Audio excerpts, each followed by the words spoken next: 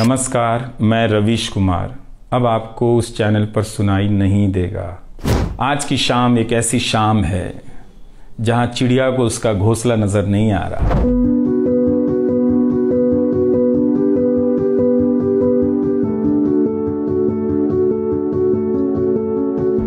अगस्त 1996 में एनडीटीवी से औपचारिक रूप से जुड़ा था। अगस्त 1996 में ट्रांसलेटर के रूप में, अनुवादक के रूप में। लेकिन उसके पहले कई महीनों तक मैं यहाँ चिट्ठियाँ छांटता रहा। बोरे में चिट्ठियाँ आती थीं और मेरे पास रख दी जाती थीं।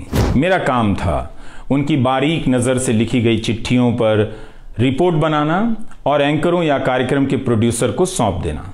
दिहाड़ी का काम था, उसी के हिसाब से मजदूरी मिलती थी, पैसे मिलते थे।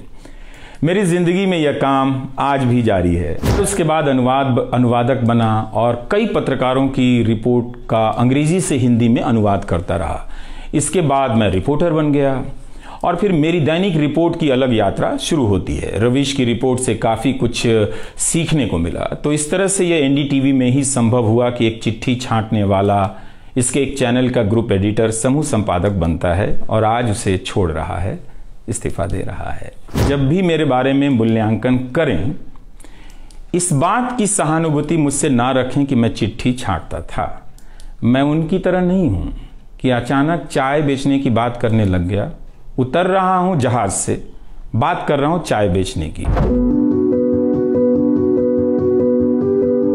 इसी दौर में एक नई संस्था भी बनते देखी है। वह संस्था है जनता की संस्था, दर्शकों की संस्था। दर्शक ही अपने आप में इंस्टीट्यूशन बन जाते हैं।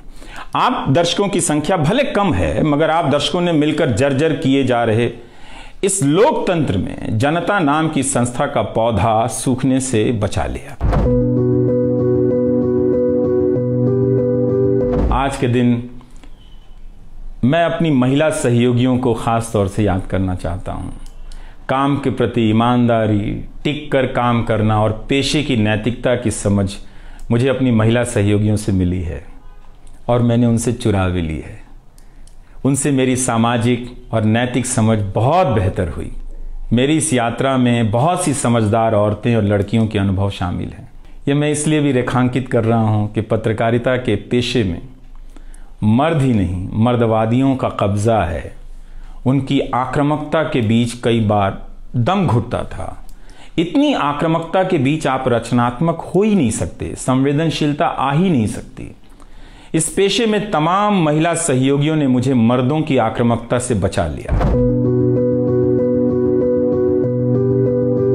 अब शायद 9 ना बजे, प्राइम टाइम ना हो। मुझे पता नहीं है कि अब 9 बजे क्या करूंगा। मुझे टीवी से बहुत प्यार है।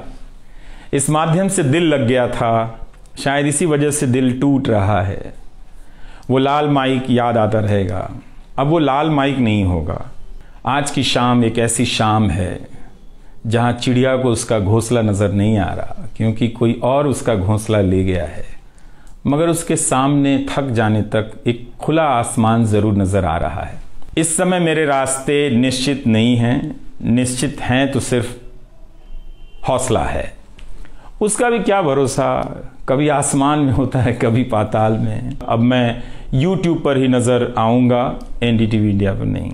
नमस्कार, मैं रवीश कुमार अब आपको उस चैनल पर सुनाई नहीं देगा।